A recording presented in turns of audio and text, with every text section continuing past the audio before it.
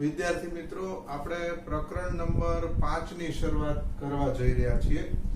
યુક્લિડની ભૂમિતિનો પરિચય. ખરેખર ભૂમિતિની શરૂઆત ક્યાંથી થઈ એ આપણે આ પ્રકરણમાં શીખવાનું છે. ખરેખર તો ભૂમિતિની શરૂઆત એટલે કે એનો ઇતિહાસ એ આપણે આ પ્રકરણમાં શીખવાનો છે.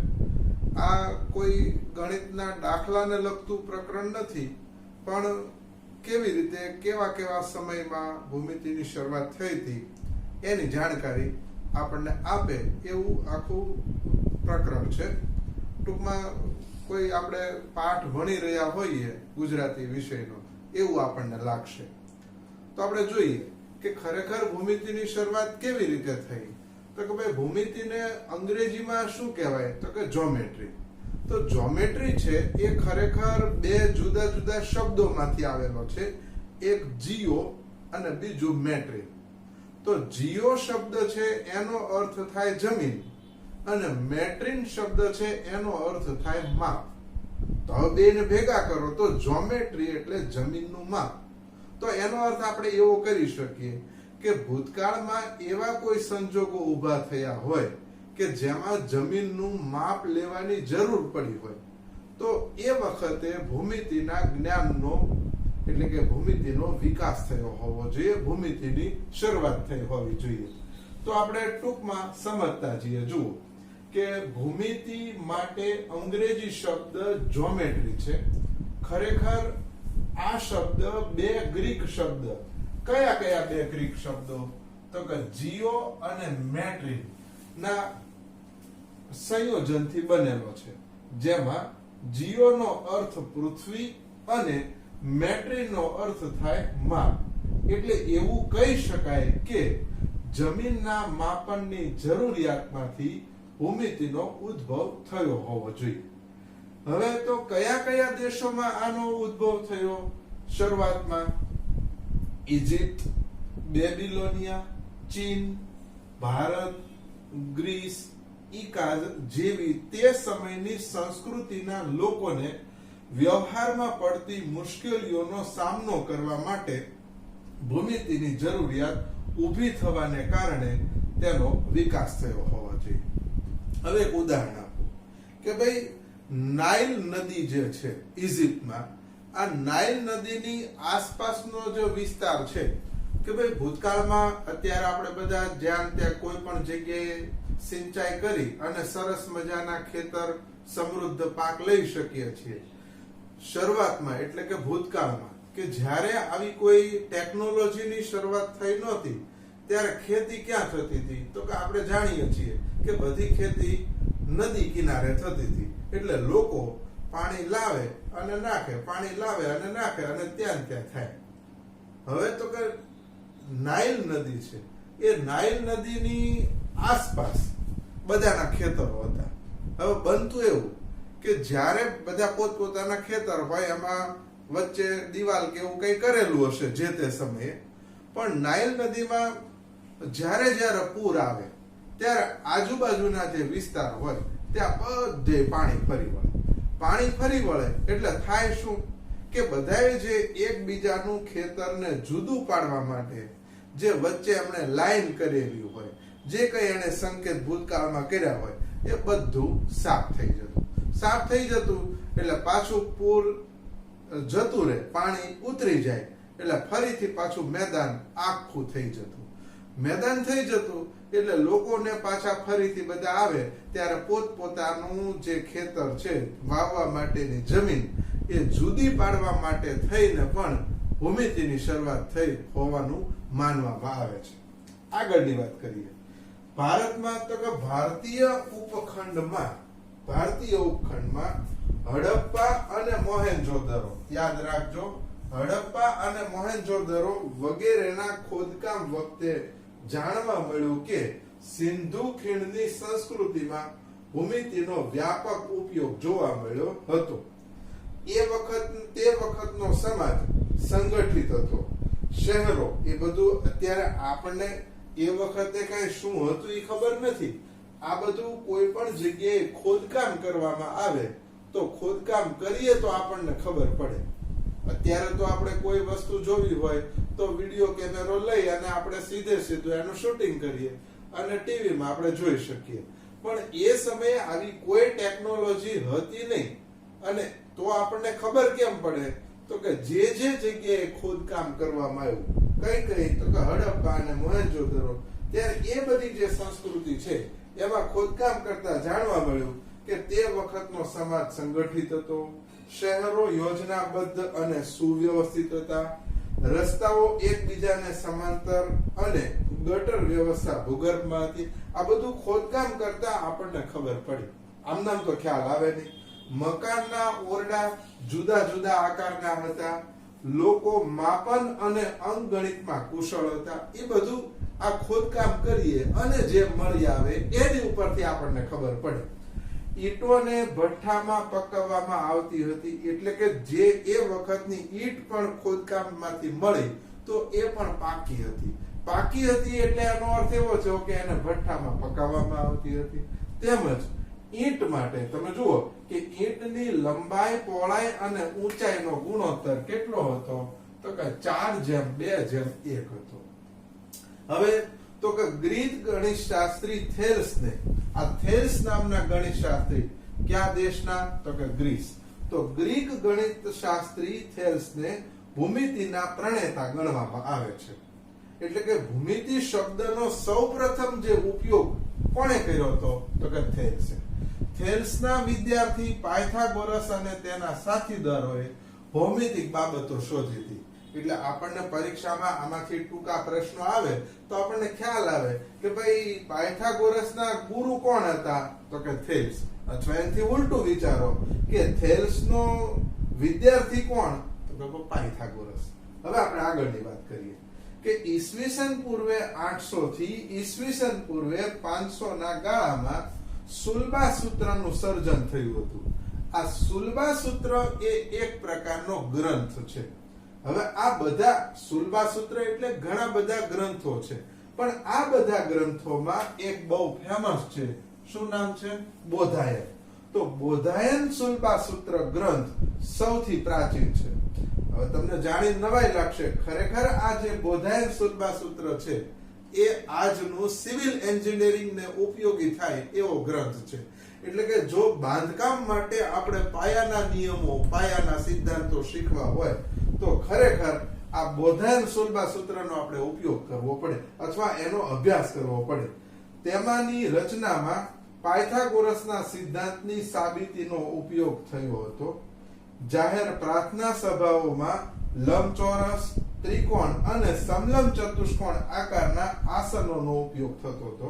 એટલે આ પણ ટૂંકા પ્રશ્નમાં પૂછી શકાય કે જે તે સમયે જાહેર પ્રાર્થનાઓમાં કેવા કેવા આકારના આસનો લોકો વાપરતા હતા. તો 3 પ્રકારના આકાર, એક લંબચોરસ, બીજો ત્રિકોણ અને ત્રીજો કયો સમલંબ ચતુષ્કોણ આકારના આસનોનો ઉપયોગ થતો હતો. હવે આ તો આપણે વિશ્વની વાત કરી. આપણે ભારતીય દ્રષ્ટિએ જોઈએ કે ભાઈ પરંતુ ભારતીય ગણિતશાસ્ત્રીઓ પાયથાગોરસના પ્રમેયને તો તેના જન્મ પહેલા જ જાણતા હતા. ભારતના 2 ગણિતશાસ્ત્રી થઈ ગયા, એક બોધાયન અને બીજા આપસ્તંભ. આ બોધાયન અને આપસ્તંભ નામના જે ગણિતશાસ્ત્રીઓ થઈ ગયા, હવે એમણે જે આ બધું જ્ઞાન આપ્યું એ ખરેખર પાયથાગોરસના જન્મ પહેલા જ આપ્યું હતું. એટલે આપણે કહી શકીએ કે ભારતીય ગણિતશાસ્ત્રીઓ તો પાયથાગોરસના જન્મ પહેલા જ આ બધું જાણતા હતા. આ સિવાય ભૂમિતિના વિકાસ માટે કયા કયા ગણિતશાસ્ત્રીઓ અગત્યનો ફાળો આપ્યો તો એમાં આર્યભટ્ટ, બ્રહ્મગુપ્ત, ભાસ્કરાચાર્ય વગેરે ગણિતશાસ્ત્રીઓનો ભૂમિતિના વિકાસમાં અમૂલ્ય ફાળો છે. આપણે આ ભૂમિતિના ઇતિહાસની વાત કરી રહ્યા છીએ. તમે શાંતિથી સારા અક્ષરે વ્યવસ્થિત આ લખી લો.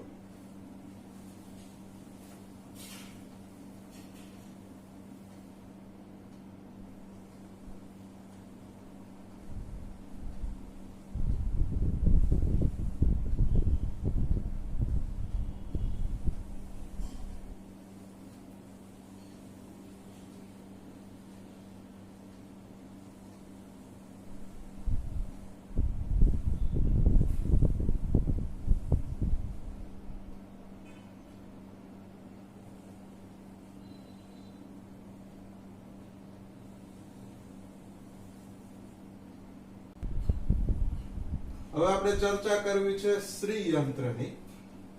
અથર્વવેદ, આપણા ભારતીય જે 4 જુદા જુદા વેદ છે એમાં અથર્વવેદમાં શ્રીયંત્રની જાણકારી આપેલી છે. હવે શ્રીયંત્ર એક રીતે જોઈએ તો એક ગણિતનો સર્વશ્રેષ્ઠ નમૂનો છે. આ શ્રીયંત્રમાં અંદરો અંદર ગૂંથાયેલા 9 સમદ્વી બાજુ ત્રિકોણનું સંયોજન છે. અહીંયા તમે જુઓ, સમદ્વી બાજુ ત્રિકોણ એટલે શું? તો કે જે ત્રિકોણ આપણે દોરીએ એમાં કોઈ પણ બે બાજુના માપ સરખા હોય, ત્રીજી બાજુનું માપ જુદું હોય, તો એવા ત્રિકોણને આપણે સમદ્વી બાજુ ત્રિકોણ કહીએ છીએ. એટલે કે શ્રીયંત્ર જે છે એ અંદરો અંદર ગૂંથાયેલા 9 સમદ્વી બાજુ ત્રિકોણનું સંયોજન છે. આ ત્રિકોણ એવી ચોક્કસ રીતે ગોઠવાયેલા છે કે તેમાંથી 43 ઉપ ત્રિકોણ બને છે. યજ્ઞની વેદીઓને બનાવવા માટે શુદ્ધ ભૌમિતિક પદ્ધતિનો ઉપયોગ થયો હતો. આ ભારતીય વાત છે. હવે ખરેખર ધીમે ધીમે કેવી રીતે ભૂમિતિનું જ્ઞાન આગળ વધ્યું એને આપણે ટૂંકમાં રજૂ કરીએ કે ભાઈ પ્રાચીન વિશ્વના લોકોને ભૂમિતિનું જ્ઞાન ખૂબ જ ઊંડાણપૂર્વકનું હતું. આ જ્ઞાન અનેક પેઢીઓ સુધી મૌખિક રીતે અથવા તાડના વૃક્ષના પાન પર સંદેશ લખીને અથવા કેટલીક અન્ય પદ્ધતિઓ દ્વારા આપવામાં આવતું હતું. અત્યારે આપણે જોઈએ છીએ, આપણે કંઈ પણ વાંચન કરવું હોય તો પાઠ્યપુસ્તક અથવા જુદી જુદી બુક્સ અથવા આપણને ઇન્ટરનેટ આવા સ્વરૂપે મળે છે. હવે જે તે સમયે પ્રાચીન કાળમાં આવી કોઈ શોધ જ થઈ નહોતી, કાગળની પણ શોધ થઈ નહોતી. ત્યારે સામાન્ય રીતે શું થતું તો કે જેની પાસે આવું નોલેજ એટલે કે જ્ઞાન હોય એ મૌખિક રીતે એ બીજાને આપતા. એટલે વંશ પરંપરાગત એકબીજાને જ્ઞાન મળતું. બીજું તો કે આવું જે કામ હતું એ તાડના વૃક્ષના પાન પર લખીને રાખવામાં આવતું હતું. એટલે આ રીતે ધીમે ધીમે જ્ઞાન એકબીજાને આપવામાં આવતું હતું. હવે બીજી વાત કરીએ. બેબીલોન અને ઇજિપ્ત વાસીઓએ ભૂમિતિનો ઉપયોગ મોટે ભાગે વ્યવહારિક કાર્યો માટે કર્યો હતો, પરંતુ તેના ક્રમબદ્ધ વૈજ્ઞાનિક સ્વરૂપે લખવામાં ખૂબ જ ઓછું કામ કર્યું હતું. એટલે આ વાત થઈ ભારતની. આ વિશ્વમાં જે બે સંસ્કૃતિઓ ગણિતમાં આગળ પડતી છે એ બેબીલોન અને ઇજિપ્ત વાસીઓની વાત કરીએ. હવે આપણે એનાથી આગળ વધવું હોય તો ગ્રીક સંસ્કૃતિએ ભૂમિતિના વિકાસમાં તર્ક પર ભાર મૂક્યો. એટલે કે આખું ભૂમિતિ છે એ તાર્કિક છે, તર્ક ઉપર આધારિત છે એવું એમણે કીધું. ગ્રીક ગણિત શાસ્ત્રી થેલ્સ થઈ ગયા. એ થેલ્સે વર્તુળનો વ્યાસ વર્તુળને બે સમાન ભાગમાં વિભાજિત કરે છે તેની સૌપ્રથમ જ્ઞાત સાબિતી આપી. આપણે જોઈએ, દાખલા તરીકે આવું એક વર્તુળ હોય, વર્તુળનું કેન્દ્ર, અને વર્તુળના કેન્દ્રમાંથી આ રીતે આપણે દોરીએ તો આ વ્યાસ AB થાય. તો આ વર્તુળનો વ્યાસ એ વર્તુળને બે સમાન ભાગમાં વિભાજિત કરે છે. આની સૌપ્રથમ સાબિતી કોણે આપી? તો કે થેલ્સ નામના ગણિતશાસ્ત્રી. આ ભૂમિતિના ઇતિહાસમાં જોઈએ તો આ સૌપ્રથમ સાબિતી હતી. ઇજિપ્તના એલેક્ઝાન્ડ્રિયાના એક ગણિત શિક્ષક યુક્લિડે. હવે આ વાત છે ઈસવીસન પૂર્વે 300 સુધીની, કે એ વખતે યુક્લિડે તે સમય સુધી જાણીતા બધા જ જ્ઞાનને એકત્રિત કર્યું. આપણે હમણાં જોયું કે આપણી પાસે ભારતમાં વિશ્વના ઘણા બધા દેશોમાં ભૂમિતિનું જ્ઞાન હતું, પણ શું હતું તો કે એકબીજા પાસેથી મૌખિક રીતે એકબીજાને આપતા હતા. ઘણું ખરું હતું એ તાડના વૃક્ષના પાન ઉપર હતું, પણ એ બધાને એકત્રિત કરવાનું કામ સૌપ્રથમ કોણે શરૂ કર્યું? તો ઇજિપ્તના એલેક્ઝાન્ડ્રિયાના ગણિત શિક્ષક યુક્લિડે. એણે પોતે શોધ્યું એવું નથી કહેવામાં, પણ એણે એ સમયે જ્યારે એ હતો એ સમય સુધી જે જ્ઞાન ભૂમિતિનું હતું એ બધું એકત્ર કરવાનું એણે શરૂ કર્યું. એકત્ર કરવાનું શરૂ કરી તે સમય સુધીના જાણીતા બધા જ જ્ઞાનને એકત્રિત કર્યું અને એલિમેન્ટ્સ ELEMENTS એલિમેન્ટ્સ નામનો પ્રસિદ્ધ ગ્રંથ તૈયાર કર્યો. એટલે કે એણે ઈસવીસન પૂર્વે 300 સુધીમાં જેટલું ભૂમિતિનું જ્ઞાન હતું એ ભેગું કરી અને એણે વ્યવસ્થિત રીતે લખવાનું શરૂ કર્યું. વ્યવસ્થિત રીતે લખી અને એક ગ્રંથ બહાર પાડ્યો. એ ગ્રંથનું નામ છે એલિમેન્ટ્સ. તેણે એલિમેન્ટ્સને 13 પ્રકરણમાં વિભાજિત કર્યું. આપણે બધા જેને પ્રકરણ કહીએ છીએ પણ ખરેખર એના 13 ભાગ હતા. એ જો કીધું કે આ દરેક પ્રકરણને પુસ્તક માનવામાં આવે છે. એટલે ખરેખર એલિમેન્ટ્સ નામનું જે ગ્રંથ છે એમાં જુદા જુદા 13 પ્રકરણ છે, પણ આપણે આડકતરી રીતે કહી શકીએ કે આ પુસ્તક કેટલા ભાગમાં વહેંચાયેલું છે, તો કે જુદા જુદા 13 ભાગમાં વહેંચાયેલું છે. તમે આટલું સરસ રીતે વ્યવસ્થિત લખી દો બધા.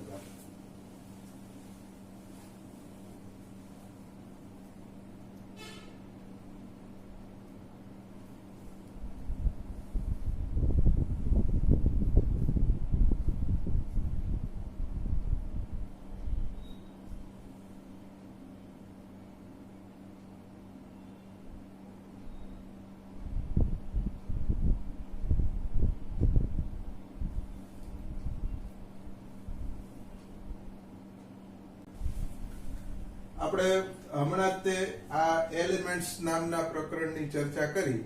હવે ખરેખર એલિમેન્ટ્સ એ આખો મોટો ગ્રંથ છે.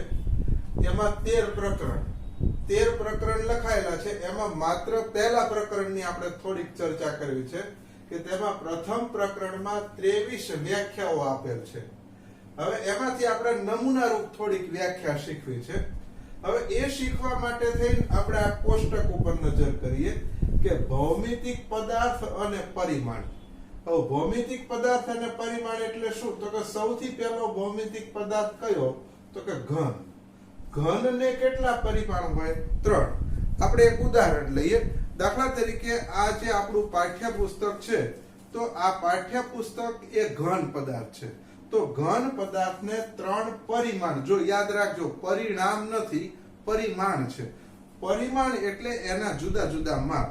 દાખલા તરીકે આ ઘન પદાર્થને 3 માપ હોય.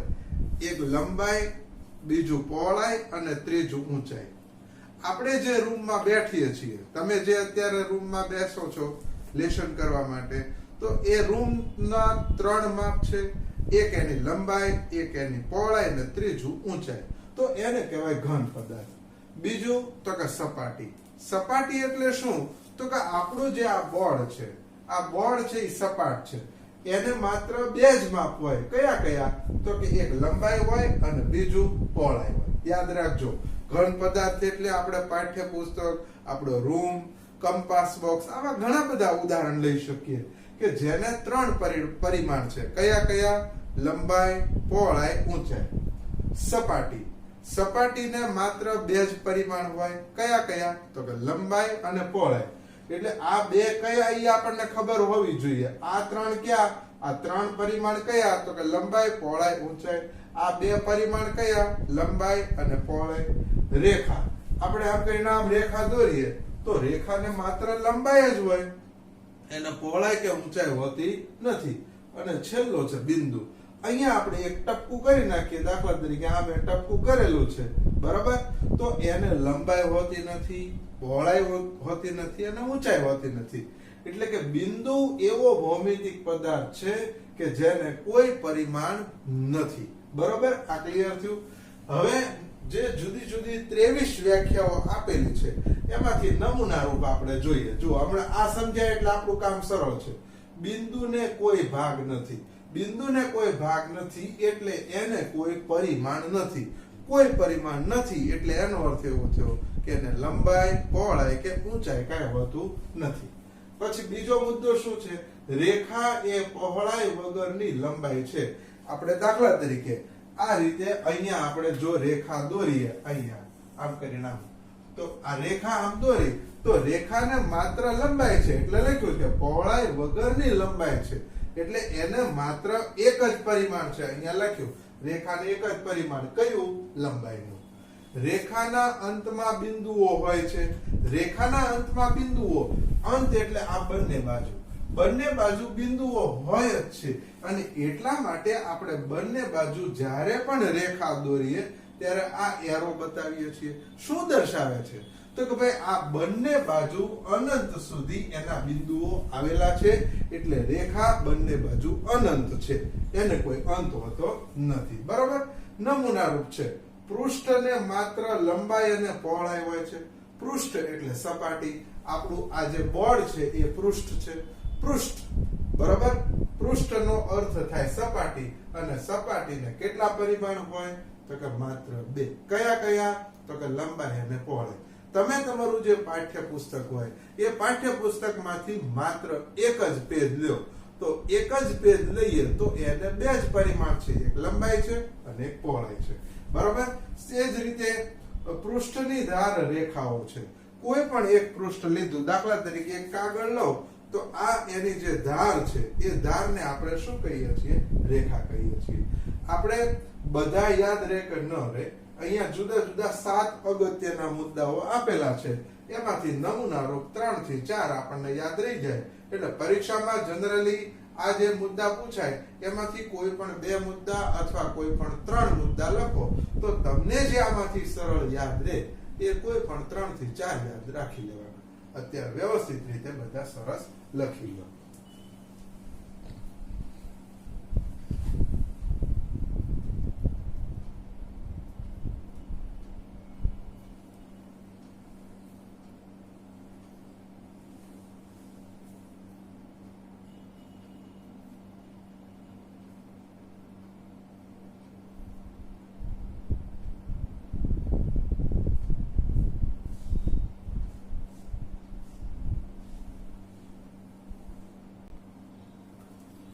પૂર્વધારણા અને સ્વયંસિદ્ધ સત્ય. ભૂમિતિની જે બાબતને સાબિતી આપ્યા વગર સત્ય છે એમ સ્વીકારી લેવામાં આવે તે બાબતને પૂર્વધારણા કહે છે. જ્યારે ગણિતની જે બાબતને સાબિતી આપ્યા વગર સત્ય છે એમ સ્વીકારી લેવામાં આવે તે બાબતને સ્વયંસિદ્ધ સત્ય કહે છે. હવે ખરેખર આપણે જે અત્યારે આ બધી ચર્ચા કરવાની છે એ ભૂતકાળની છે, પણ અત્યારની દ્રષ્ટિએ આપણે જોઈએ. દાખલા તરીકે અહીંયા તમે જુઓ કે હું લખું છું, આ લખ્યું. કેટલા લખ્યા? ખ્યાલ આવ્યો? કેટલા લખ્યા? તો કે 5. તો 5 આ આવું જ કેમ? આપણે એને બીજી રીતે કેમ નથી લખી શકતા? તો આ સ્વયંસિદ્ધ સત્ય છે. આપણે બાલ મંદિરમાં જ્યારે દાખલ થઈએ, બાલ મંદિરમાં દાખલ થઈએ ત્યારે એકડ 1 બગડે 2 આ રીતે આપણે એકડા શીખીએ છીએ. તો આ બધા જ પ્રકારના એકડા છે એ શું છે? તો કે સ્વયંસિદ્ધ સત્ય છે. એકડો આપણે આમ કઈ નામ લખ્યો હોય તો ભાઈ એમ જ કેમ આપણે ઊંધો કેમ ન લખી શકીએ? આવી આપણે કોઈ જગ્યાએ કોઈ શિક્ષક પાસે ભૂતકાળમાં સાબિતી માંગી નથી, અને સાબિતી માંગી નથી એટલા માટે આપણે સ્વીકારી લીધું કે આને પાંચડો જ કહેવાય, આને એકડો જ કહેવાય, આને ચોગડો જ કહેવાય. એટલે કીધું છે કે ગણિતની જે બાબતને સાબિતી